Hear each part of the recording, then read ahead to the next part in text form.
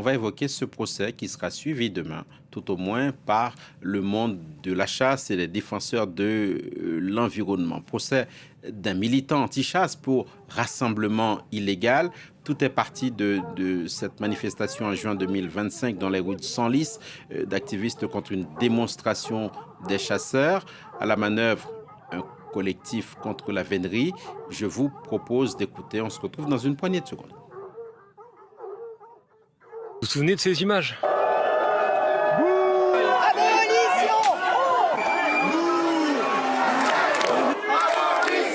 Il y a un an, la chasse à courre a cru bon de défiler dans les rues d'une ville où ils avaient semé le chaos pendant des années. Évidemment, ils ont été hués par la population. Rentrez chez vous au XVIe siècle, l'abolition!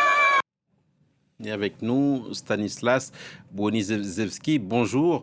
Vous êtes fondateur et porte-parole du collectif AVA, Abolissons la vénerie. Aujourd'hui, c'est vous qu'on vient d'entendre dans cette vidéo et c'est vous qui êtes jugé demain. Dans quel état d'esprit vous vous présentez au tribunal? Il y a un an, vous disiez être serein. Est-ce que vous l'êtes toujours? Bonjour et merci de me recevoir déjà. Bah écoutez, oui, je suis assez serein déjà pour la première raison, c'est que je suis innocent. Ce qu'on m'accuse là, c'est d'avoir instigé, d'avoir été l'organisateur de ce contre-rassemblement. Mais il faut bien comprendre que les équipages de chasse à courre, avec ou sans moi, avec ou sans le mouvement qu'on a créé il y a 10 ans maintenant, le rassemblement des veneurs aurait quand même été hué par la population. Non seulement parce que, je rappelle le sondage qui est sorti le mois dernier chez IFOP, qui donne 78% des Français qui seraient pour l'interdiction de cette pratique, pour des raisons de bien-être animal évidentes, mais aussi pour des raisons de comportements, disons, féodaux qui perdurent dans la France d'aujourd'hui, mais aussi parce que Senlis a été le théâtre d'une série d'incidents causés par les équipages de chasse à courre ces dernières années. Ils ont traqué un cerf à la sortie de l'hôpital, à la sortie de la gendarmerie, entre les élèves du lycée qui sortaient de cours, dans la cour d'un EHPAD. Donc évidemment, c'est ce que je suis en train d'expliquer au juge demain. Stanislas Broniszewski, qu'on s'entende bien, qu'on se comprenne bien, pour qu'on fasse preuve de pédagogie. Ce n'est pas le procès de la chasse à courre demain. C'est un procès pour rassemblement illégal en lien avec la chasse à courre.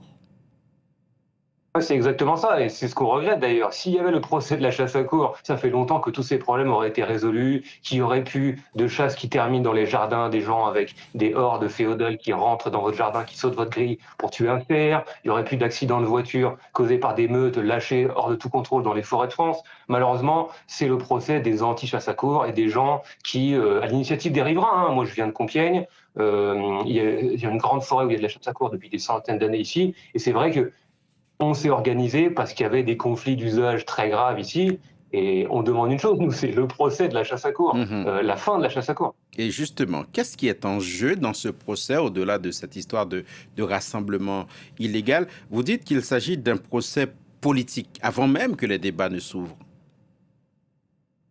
Bien sûr, en fait, notre mouvement, il existe depuis 10 ans et la chasse à courre a tenté par différents moyens de se débarrasser de nous. D'abord par la violence, ils ont organisé une milice de gens pour nous attaquer dans les forêts. Puis ensuite, ils ont commencé à essayer de criminaliser notre pratique en demandant aux préfectures d'envoyer des gendarmes dans tous les sens pour interdire aux gens de filmer la chasse à courre. Et puis, quand c'est possible, ils attaquent ce qu'ils considèrent être les leaders, les meneurs du mouvement, les grandes gueules, pour être, si vous passez l'expression, pour essayer de décapiter ce qu'on a créé. Et c'est ce qui se passe, selon moi, c'est ce qui se passe à Senlis en ce moment. C'est pour ça que je suis Stanislas visé. Broniszewski, pour qu'on reste aussi pédagogue, on le rappelle, qu'est-ce que la chasse à courre, autrement connue sous le nom de vénerie, qu'est-ce que vous lui reprochez? C'est une chasse qui cause une souffrance insupportable pour les animaux. Il y a eu une étude scientifique qui est sortie dans les années 90, c'est la seule d'ailleurs, une étude anglaise qui étudie des cerfs qui ont été chassés à courre et il en est sorti que les cerfs chassés à courre subissent une terreur et une souffrance sans nulle comparaison avec aucun type de chasse. Et aussi, et ça c'est vraiment ce qu'on entend beaucoup des riverains des forêts en France, ça fait perdurer certaines pratiques féodales et l'arrogance de ces équipages qui peuvent vous couper la route en fouettant le capot de votre véhicule ou vous traiter de manant, c'est plus vraiment accepté à cette époque. Et c'est ça les deux enjeux de cette chasse aujourd'hui pour moi. Vous dites que la lutte contre la chasse à courre est le symbole des enjeux de notre époque. Expliquez-nous, qu'est-ce que cela veut dire? Aujourd'hui, la planète est attaquée par des forces qui tirent profit de sa destruction pour son exploitation, mais aussi pour des pratiques de loisirs qui n'ont plus aucun sens aujourd'hui. Et le fait que l'aristocratie tire encore un certain prestige dans ce pays de tuer des animaux, comme on voit dans les images, là, de manière atroce, pour pouvoir créer des réseaux de notables dans les provinces, c'est vraiment plus accepté. Et il faut que ça change. Et c'est en ça que ce combat est un symbole de ce qui se passe dans le monde aujourd'hui et de ce qu'il faut changer, pour moi en tout cas. Mais qu'est-ce que vous répondez à ceux qui disent que tout bien réfléchi, cela participe d'une tradition, de l'identité de la France? Tradition, c'est très bien, mais il faut savoir se mettre à jour de temps en temps et trier quelles sont les traditions qui sont encore célébrées par le peuple aujourd'hui, comme des carnavals, des fêtes dans tous les sens. On en a plein de traditions. Mais des traditions qui ne réunissent qu'une extrême minorité de personnes, il faut bien le rappeler, les chasseurs à courre, c'est 0,1% des chasseurs, qui eux-mêmes sont que 1% des Français.